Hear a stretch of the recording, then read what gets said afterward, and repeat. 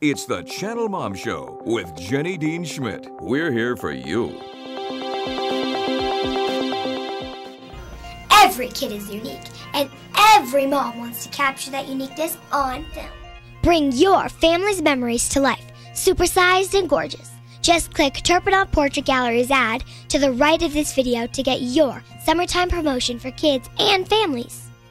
We are speaking with the authors of Parenting from the Heights, mother-daughter team, Linda Williams and Ann Wiggins, and we're so glad to have them because they've got some fabulous advice today, which I so appreciate. And by the way, that opening song we had is called Dream, and Dreaming with Your Heart and so on. And I think that both of you have pointed out that technology is so uncreative that we're doing our kids a disservice and not furthering their imaginations and their ability to dream and pursue dreams because things are just set out before them. And the technology is dreaming for them and thinking up things for them and being imaginative for them. Do you guys agree with that, Linda?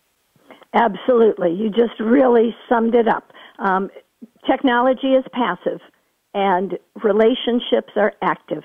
And that's what we want to build with our families. Yeah. And I love your suggestion, Anne, about trying a technology-free week. And I suspect that probably 50% of our listeners are thinking there is no way on God's green earth that we can do that with our kids because we're just all too dependent, including the parents. But, we shut off our TV, to my husband's credit, we shut off our TV, the service to our TV every summer. And it does force us to relate. We play more board games. We take more walks. We interact. And really, in the end, that's a gift to our kids. It doesn't seem like a gift at first because they're going to moan about the TV being off.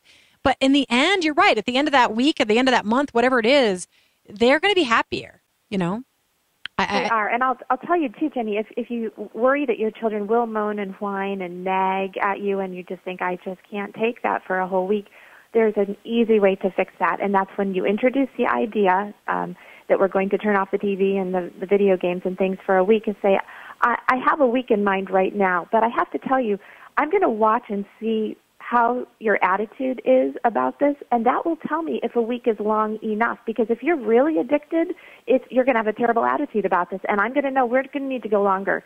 Don't tell me, I'll know by watching you how long this needs to be.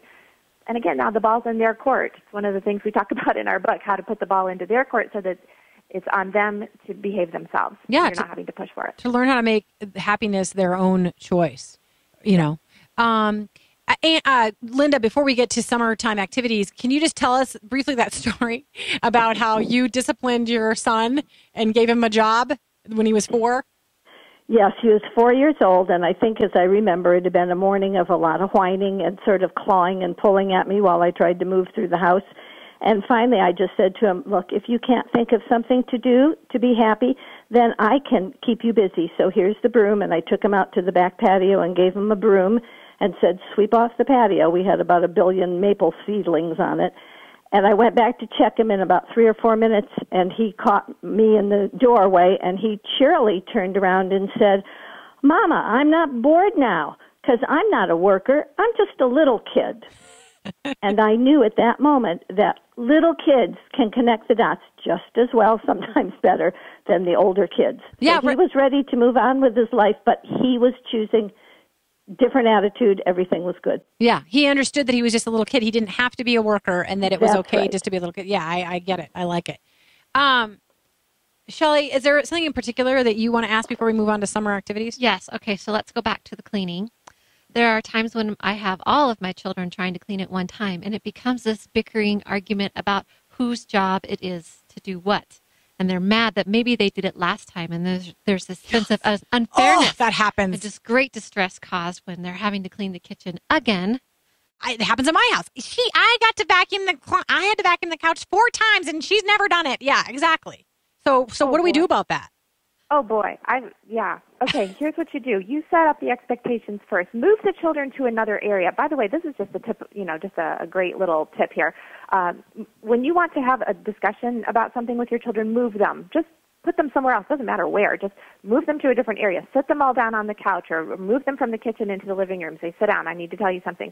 I am going to give you jobs. I do not want to hear one word of complaint about it. And if I do hear one word of complaint, that tells me that you need more jobs.